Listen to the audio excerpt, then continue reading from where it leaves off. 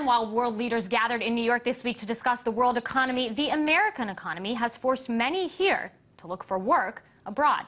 And as RT correspondent Priya Sridhar found out, many immigrants in the United States are actually starting to realize that maybe their lives would be better back where they came from. Take a look. 10 years ago, KJ Singh would have never imagined that he'd be back in India. Going overseas for higher education was something that the guys who did well in academics, that was the first preference. There weren't too many jobs in India in the private sector. And so I followed the trend. This trend led Singh to a PhD, a job at a prestigious research institute, and ultimately the skills to start his own company. But living the American dream wasn't enough. The attraction for a career is only when you're sort of doing new stuff and you're sort of pushing the envelope in terms of whatever you're doing. And that really is synonymous with growth. If you're looking to sort of grow your career, to sort of learn new things, this is the right place to be in. And this place is Bangalore, India. The city of 6 million exports more than $30 billion of IT products every year. Amidst the hustle and bustle of congested roads and street markets is the Soba Jasmine, a tranquil gated community tucked in the corner of India's Silicon Valley. Many immigrants who have left the United States and come back to India have settled in gated communities like this one. The residents here say that almost 70% of the people who live here came from abroad. But one thing they can all agree on is that you definitely get more bang for your buck here in India. In Singh's gated community, residents can enjoy the Olympic-sized pool, state-of-the-art tennis courts, and a playground where there are just as many maids as children to supervise the kids while their parents exercise. With the perks of India's affordability and the style and cleanliness they remember from the United States, residents have designed their own dream world. Everybody is very more friendly in that sense. It's more a cultural issue with us. We are a very close-knit community. I can pick up the phone in the middle of the night and call people for help. So those are the positives. It's a far cry from the lives these immigrants were leading in America. On a day-to-day basis, a lot of the things get taken care of. The maid comes in to do the sweeping, swabbing. The cook comes in to cook twice a day. And somebody comes in to iron the clothes. So between 4 or 5 people who help us out, it certainly makes a lot of those, it certainly gives us a lot more time to spend with the family. And while most cite India's growing economy as a reason for moving back, they won't discount the quality of life as a perk too. Just ask Pooja Bhattacharya. She worked as an IT professional in the U.S. in a double-income house, but now says her life is better than ever as an Indian homemaker. I see definitely up to the standard of living in the sense that you have household help and affordability is much better. I mean, it's good. The going is good here. It's comfortable. It's your own country. That tops it all. And while the crew at the Soba Jasmine are living it up, they can't help but wonder if their presence in the United States is missed. The United States has enough people to support itself. It should help their unemployment situation if all the Indians come back too. While many Americans may view immigrants as taking jobs, the reality is that Indian and Chinese immigrants created 15% of the jobs in places of power like Silicon Valley. But now that entrepreneurial spirit is being brought back to the place they started from. The economy is definitely booming here. There's far more opportunities, far more areas that they can work in. The younger generation has a lot more things going on for them.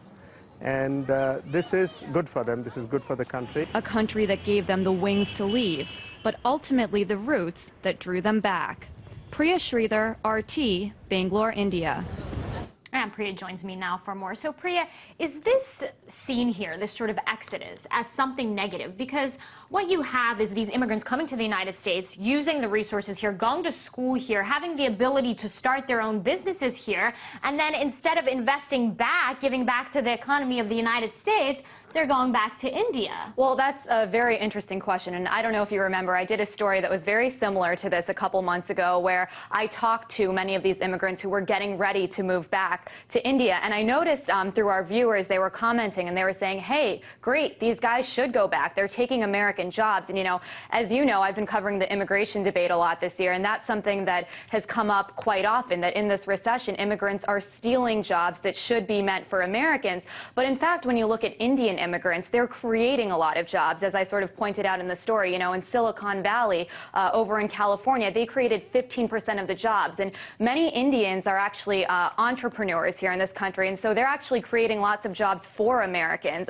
Let's take a look at the numbers. There's 2.3 million Indians in this country. 200,000 of them are millionaires. 40,000 of them are doctors, and 300,000 of them are engineers. And, you know, I guess there are stereotypes for a reason about Indian people, but obviously, you know, they're making quite a decent amount of money here in this country, and they're spending it in this country for a long time. And the thing about it, Dina, is when they're going back to India, they're using the skills and the expertise, yes, that they picked up in America, but most of them are starting companies that sort of are bridging between the two countries. And they really think that more American businessmen should take a look at what they're doing and try to create, you know, a better relationship. And, you know, this is a globalized world, and there needs to be more business happening between lots of, you know, American companies and a lot of these developing economies like India and China. So why is there such a misconception then? That's a great question. You know, I don't know. I think that what happens a lot when we talk about immigration is we tend to lump immigrants into one big category. And, you know, we look at Mexican immigrants and Indian immigrants and Chinese immigrants, and we just call them all immigrants. But, you know, it's a very different story that each of these different groups has when it comes to their immigration in the United States. And, you know, a lot of the people, most of the people in my story, or I guess all of them, came here legally, and many of them became U.S. citizens. But a lot of them said that, you know, because of all the bureaucracy when it comes to comprehensive immigration reform that we've talked about so much in this country, is it took them so long to become a U.S. citizen.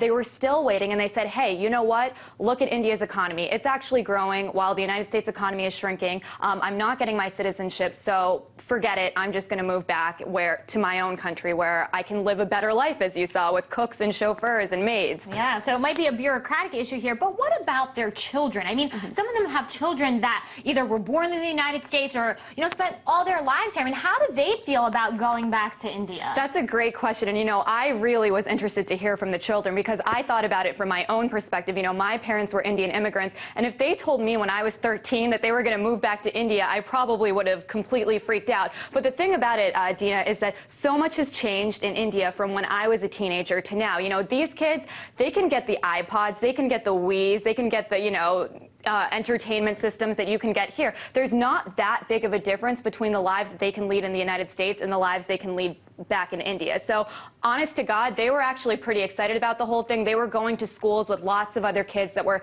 in the same position as them. Their parents had kind of decided to move back, and the schools were on an American calendar, so they adjusted fine.